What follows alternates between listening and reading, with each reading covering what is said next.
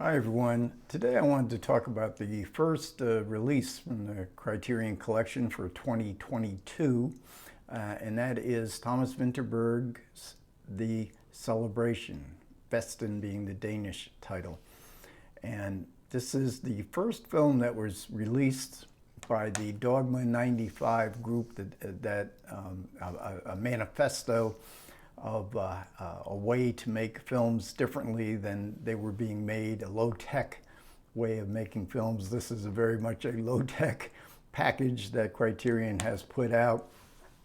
The synopsis of the story is the celebration being a 60th birthday party given to a patriarch of a family, a dysfunctional family to be sure, who gather at the hotel that they run, which is taken over, the hotel being taken over for the party.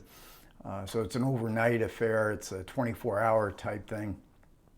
And in the toasts that are given on at the party in the evening, we get a revelation of a family secret, a shocking revelation to be sure. Even though this is kind of a low-tech, very much a low-tech type film, and it's not the kind of, it has a kind of traditional storyline to it. But I thought I would read through what the manifesto, the Dogme 95 manifesto, which was developed by Lars von Trier, Thomas Vinterberg, and two other Danish directors in their desire to find a different kind of reality, to go back to sort of reinvent film, sort of like Jean-Luc Godard was doing in the 1960s, or the early silent filmmakers were doing back in the 19-teens and even before. So the manifesto has 10 commandments to it. And I'll just go through them briefly. One is that shooting must be done on location. There's not going to be any props or anything. It's whatever's there at the location. This is what you're going to film. The sound must never be produced apart from the images. So if somebody's kicking somebody on site there has got to come up with a sound that sounds like kicking.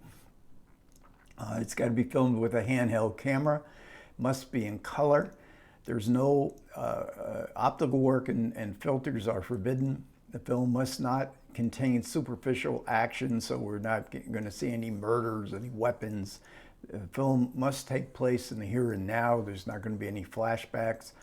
Genre movies are not accepted, so that eliminates much of the Hollywood influence, as most Hollywood films in the 1990s, as they are today, are genre movies. It must be filmed in Academy ratio, 35, and must on 35 millimeter, and the director must not be credited. So Thomas Vinterberg, if you go to IMDb, Thomas Vinterberg does not get the credit for. There is no credit for the director, and then I will say Thomas Vinterberg uncredited. And all of this is designed to sort of capture the moment that the film is being shot, and so there's very little preparation.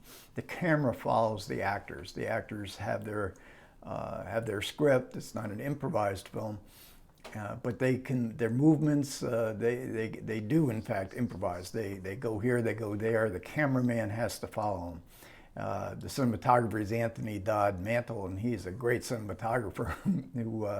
An English cinematographer, but he filmed many of these Dogme 95 movies, as well as movies like Slumdog Millionaire. So in the supplements, we get one of the great supplements. I know this one is going to be one of my favorite supplements of the year, and this is where Lars von Trier, Thomas Vinterberg, and the two other Danish directors who were the original signers of the manifesto, they watched their mentor, Mogens Rukov, their mentor at the Danish Film Academy, and who is the co-screenwriter on The Celebration and many of the other Dogma films as well. But he's critiquing their initial efforts, all four directors by this time had made one film. The Celebration is the first film made under this manifesto, and it's a great, because they sit there amused watching their mentor critiquing their work, how much they cheated from the 10 rules. It's all done in great fun. And Von Trier, of course, is a very, very unusual character, and but they all expressed that the fact that they were liberated to do something different, to get at some sort of truth. It was a moment in each of their career that was very important to them. Even if they now eventually go back to more traditional kind of filmmakings, and Thomas Vinterberg has made a lot of films, particularly that are traditional, particularly his adaptation of Far from the Madding Crowd with Carey Mulligan. And we get an interview with Anthony Dodd Mantle, and he talks about how he had to fudge a little bit on the rules. He wanted an overhead camera movement, but there was no way he could figure out how he'd get himself up into the air, so they put the camera on a pole, and he swept around in the pole. And of course, they filmed digitally, which was not that usual in 1998. And they filmed it with, they wanted to find the lousiest digital camera they could find. It was just the size of a hand. And when you see it in the scenes, you thought, how could they shoot a film with a camera like that? And then they did transfer it, because it was supposed to be 35 millimeter, so they were fudging a little bit by shooting digitally, but they did transfer it to 35 millimeter in post-production. We get a 2005 commentary by Vinterberg, and he goes through how he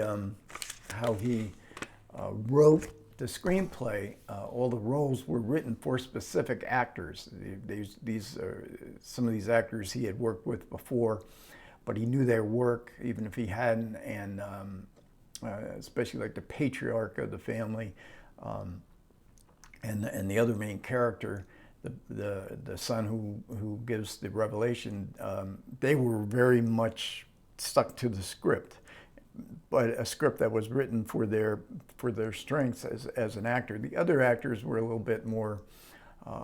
They were a little bit more loose, and they didn't. There was only one scene, I think they said, which was totally improvised, but they could change a little bit of the dialogue and whatever, and they were comfortable with doing that. But again, Vinterberg and his co-screenwriters writing them for these specific actors, and really that's the success of the movie. Really, I think it's the screenplay and the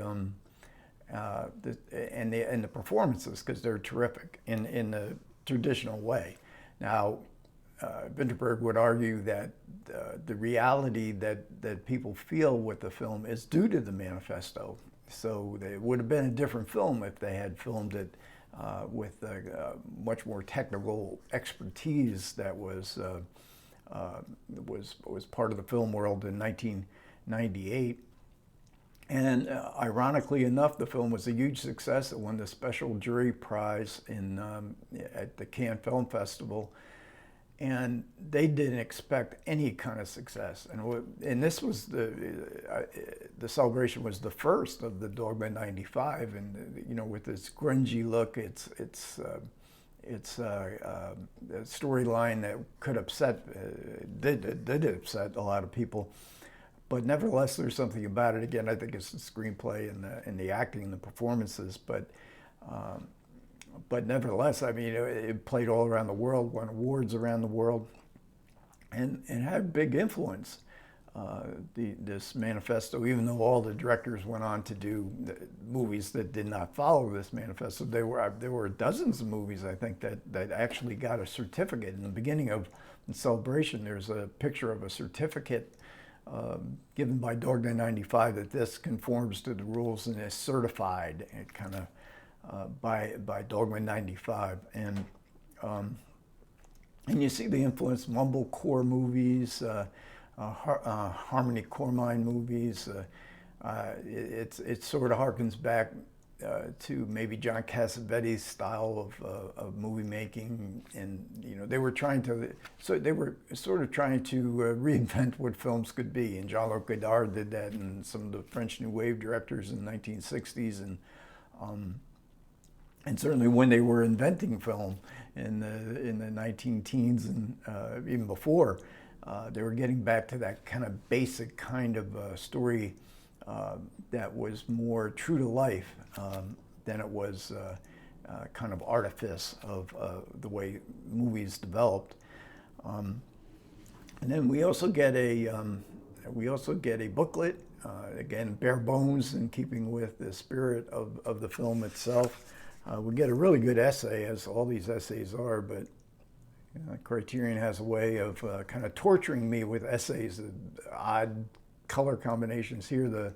The printing is so small, you have to get your magnifying glass out to read it. But it's a really good essay, as all the essays on these Criterion editions are.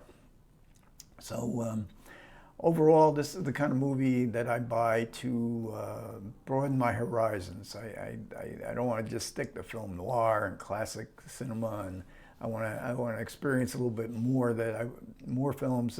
Some of these films that I get don't broaden my horizon, which I'm glad to set them aside. But this film, I think, has something extra to it. This is a really kind of special movie, The Celebration. Okay, thanks a lot for everybody who listened. I do appreciate it. Comments would be welcome. You guys take care.